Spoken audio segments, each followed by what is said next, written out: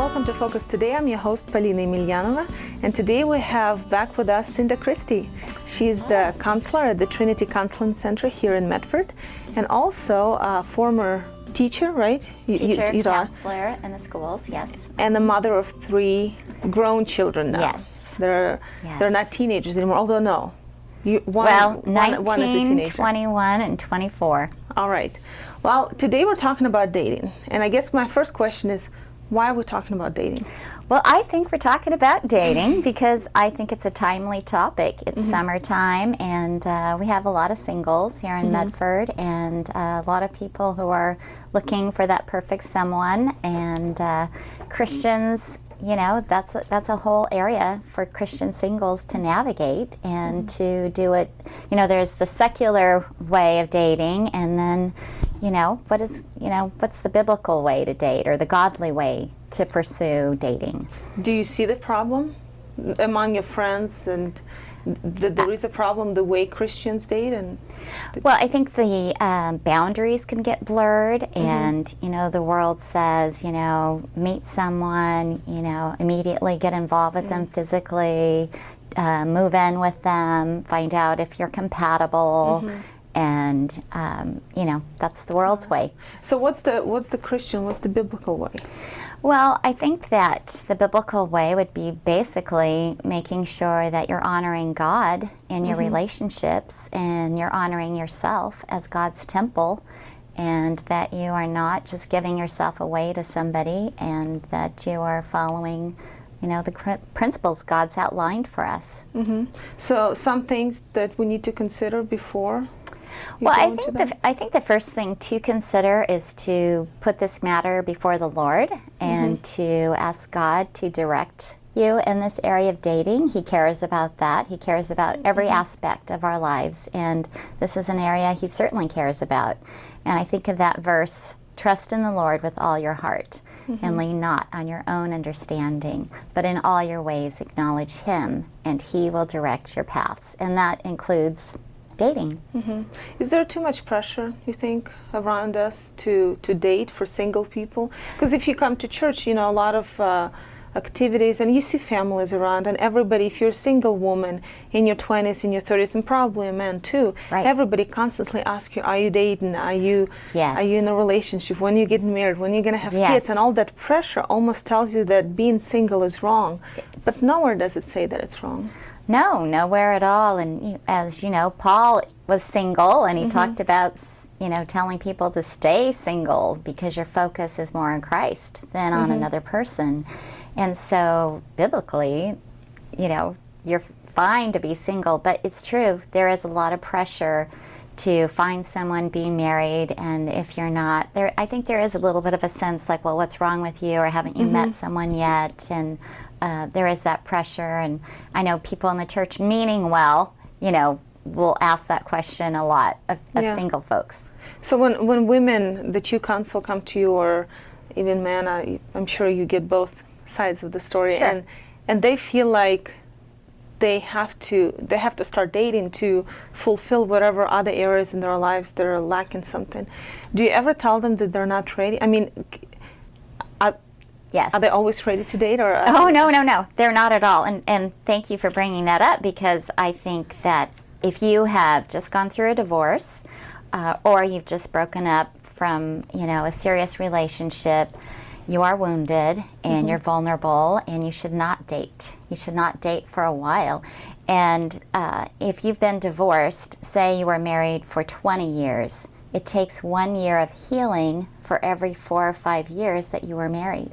So that would mean 4 to 5 years of being single. And a lot of people don't want to do that. It's 6 months after the divorce, they're online, they're looking, they're trying to find someone right away. And I've seen it happen over and over where they do meet someone, get involved, even marry within 6 months, and then wake up and go, oh my goodness, I don't really know this person. I rushed. I wasn't ready.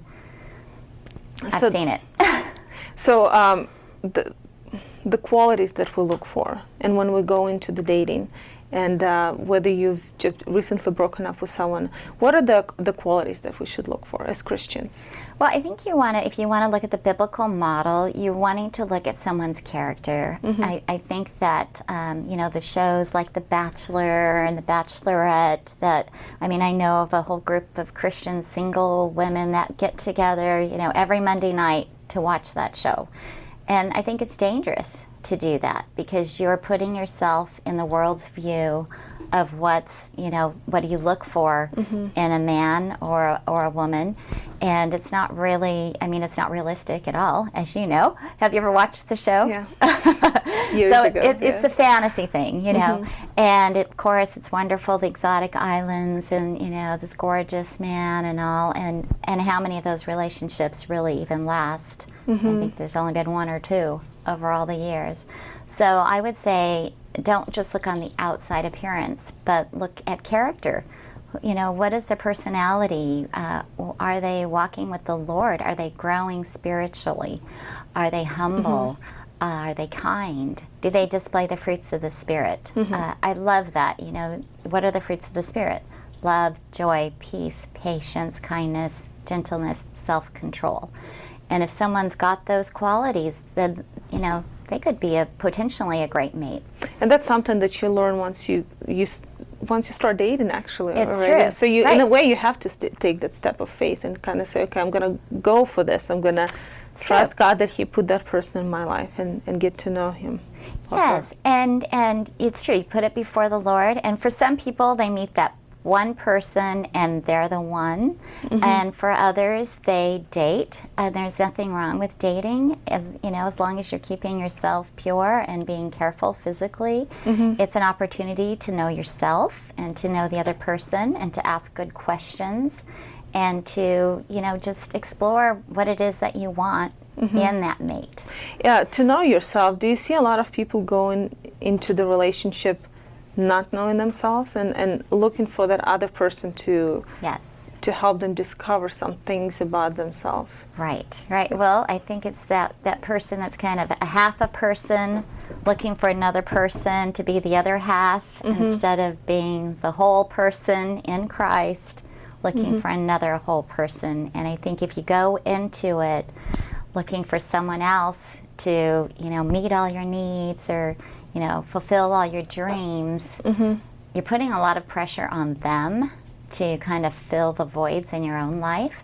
And that's not a healthy approach. That's not truly being, letting Christ fill you first, becoming whole in Him, and then seeking a partner. It's a very different view. Yeah. And do you think, I would kind of assume that, okay, let me back up. What's the purpose of dating? Well, the purpose of dating is to, I believe, find a mate, a person to get married, to right? get married, yes. Do you think a lot of people go into, is this why there's so many problems in this dating world, that we go into dating, a lot of people go into dating just for the fun of it, not thinking of the goal? Or are we thinking too much about the goal, and then we're so tense and we're so concerned about, is this my husband? Yeah, it's I have too to know extreme. on the first date. Yeah, it's too extreme. And actually, well, it's interesting. I know two situations where a person, was recently divorced, middle-aged woman, and really wanting to have fun. And so going out, dating a lot, meeting lots of different men who would begin to fall in love with her. And yet she didn't set boundaries, led them on, eventually had to break up, they were crushed, and this happened more than once. And so she was playing with them. And I don't think that's okay, and I don't think you should do that to people. And so there's that side of it, and then there's the other side of it. I was talking to a young man in his 20s, and a Christian young man, and he said there's just so much pressure. He feels like he can't even ask a girl out for just coffee or to do something without her thinking they're going to get married. So I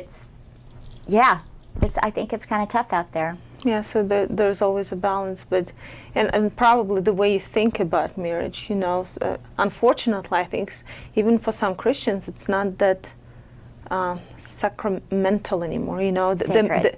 the marriage is just a stage. You know, you sign papers. So you know, church marriage, obviously, Right. being sanctified, but we've forgotten that it's a sacrament. It's a holy thing that happens under God, and so to get to that point, you really have to. You know, it's not a one day journey. No, it's no, hard it work. isn't. No, it is, and like I said, like shows like The Bachelor give you the impression that you meet someone, and then all your dreams come true, and life is wonderful, and that's just not reality. That's not the reality of raising children and having laundry and bills to pay, and somebody gets sick, and you know you have trouble. Life is hard. So, what are the advice you give to your children? You have three. Yes, you have two daughters and a son. Two daughters and a son. The two girls are in college, and my son is out in the working world. And they've all done some dating, and they've called me quite a few times to ask for help, and we just kind of discuss what's going on with them and what are the, you know, about this other person. Do they really like them, or is it just somebody to hang out with? Is it somebody they really want to pursue? Do they have the good character traits? And it's complicated. Well, I do want to ask you some questions about your children, because I know that you're very involved with them. They're your children, Right. but at the same time, as a counselor, anyway, I do want to continue this question. We're going to take a quick break, and then we'll be right back.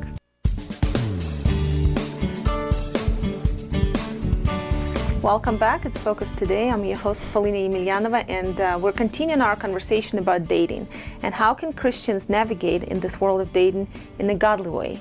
Our guest is Cinda Christie, is a counselor at the Trinity Counseling Center here in Medford. Welcome again. We're talking about you counseling your children, basically raising your children. Right. I know they've dated, they've called you, they ask for advice. Yes. And you also have clients that are the same age or different ages. When you see whether it's your child or not, how do you know when the relationship is not healthy? Okay, I think that there are some red flags to look for. And first of all, I want to say, and I didn't say this earlier, is to really limit the physical involvement.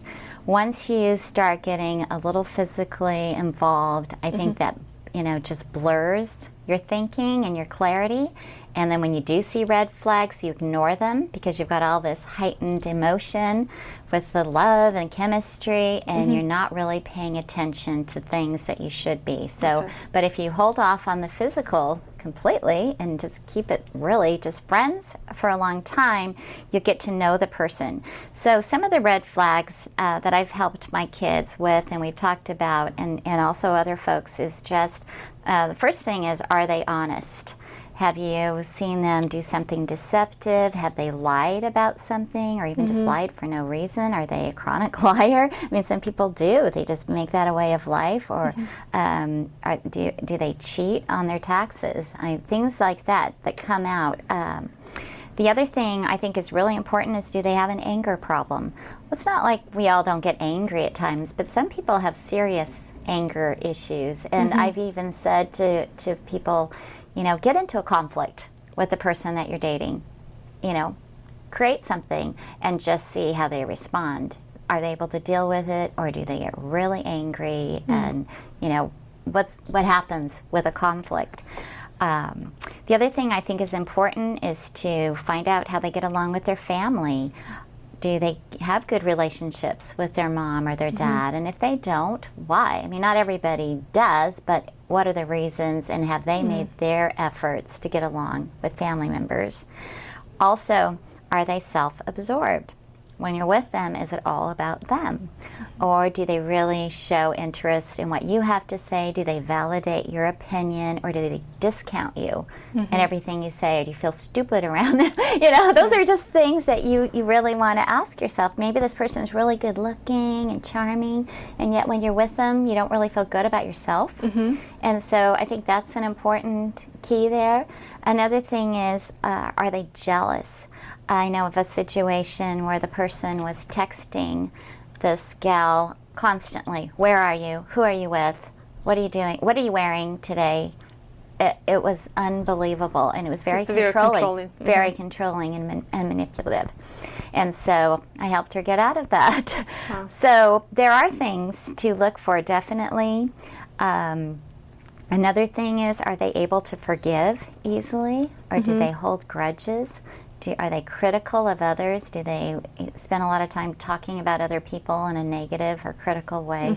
So you know, those are some of the things to look for, and those are red flags. And so, well, the other thing is there may be things that I haven't mentioned, but when you're with the person and they talk about something and you have a question, like you want to find out more about it, don't ignore it.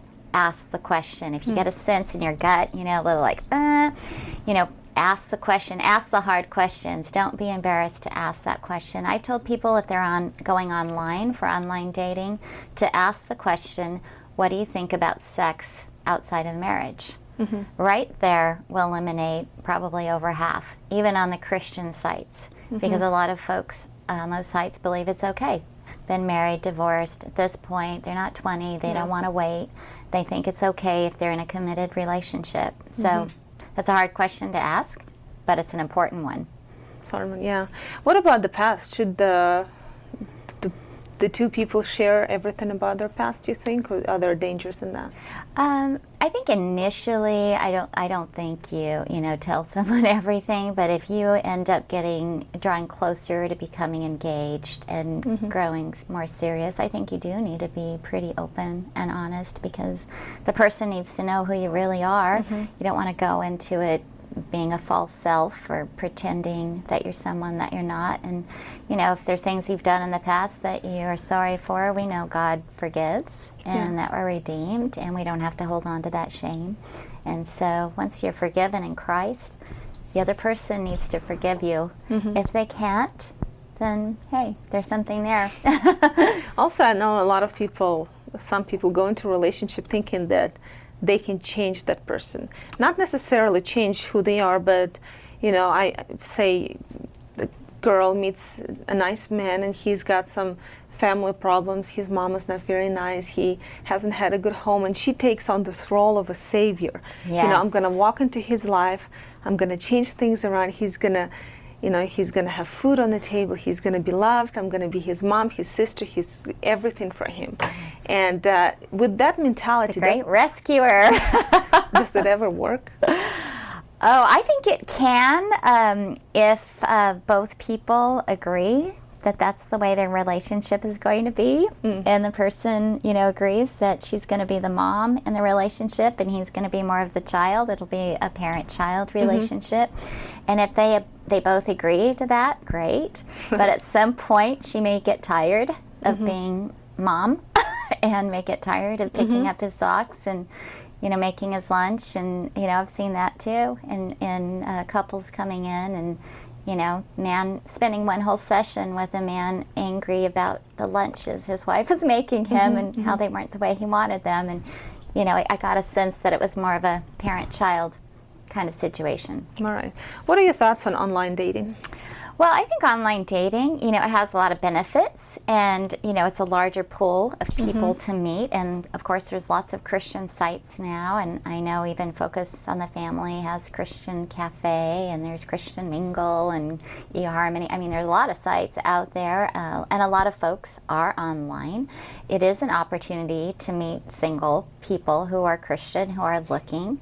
I think there are dangers with it too. For one thing, it's virtual, so the person's not in front of you, and you're not getting to know them on a day-to-day basis in the midst of other people, in the midst of other situations. And so I wouldn't recommend staying online too long before you actually meet them, because I do know of lots of stories when the person's finally met, one person was, you know, 30 pounds heavier, or they looked a lot older and grayer, and they'd put a picture on of themselves 10 years ago when they were working out and looking great, and that was the picture, and then they're representing their true self.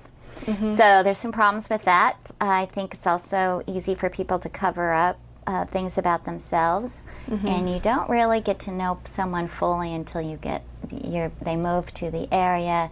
I would recommend, if they're not in the area, to move to the area and live separately and get to know each other and date within community. Meet your friends, meet your family, go to your church, and then their true character will come out eventually. And I also say to people to pray and ask the Lord to show you their true character. And when people do that, they over and over, they'll come and tell me, this happened, and this horrible thing, or a good thing, and they recognize the person really as, wow, who they said they were, or they're not. So if you really pray and you're seeking the Lord, He will show you their character. You just have to be listening and not ignoring it. I think when people want to fall in love so badly, they ignore some of the red flags. Any advice to local churches you want to give as far as helping singles? I think that is a concern. I know in the area, I really don't know of many Christian singles groups. I think churches kind of avoid them. I know there have been problems with singles groups, and there have been, kind of people being perpetrators on others and things like that. There have been some issues. I think it has to have, I really believe, a couple to supervise. So there's somebody, a Christian married couple to supervise a singles group. So there's someone there for the men, someone there for the women. And I think that's just an area that's lacking in the Valley. I think our churches really focus on the family. But we have lots and lots of single people who are either divorced, widowed, or never married, who are kind of, trying to find their way in the church and finding a place to belong. I think it's an area that's not really being addressed. All right, thank you. And lastly, before we run out of time, can you go back to what we started the program with and kind of say a final word to those who are single? Because I know that there are a lot of singles out there, and some of them will never get married. Possibly some will probably not going to be dating for a while, and it's very depressing. It's very pressuring. It's very hard to be single and constantly being reminded of the fact that for some reason you're lesser than everyone else because you're not married. Well, and so encourage them. Well, I want to encourage them, and I want to say too, that is a lie from Satan, that you're less than or that you're not as of value in the community. And in fact, single people can do amazing things because they have more time, they can be more involved in the community, and I would say embrace it in this time of your life, knowing that God has put you in this place of singleness, and so use that time to get involved with other people, join a hiking club, be involved in your church, get into a Bible study, do things socially, take a cooking class, get out there, meet people, and have fun. And pray. And pray. Yes. Oh yeah, spiritual thing. Well, of course, putting that first, but don't make, I've got to meet someone, your top priority in life. Make being the best person that you can in Christ be the top thing. All right, thank you, Cinda Christie with us today from Trinity Counseling Center. Thank you so much. much. We'll be right back.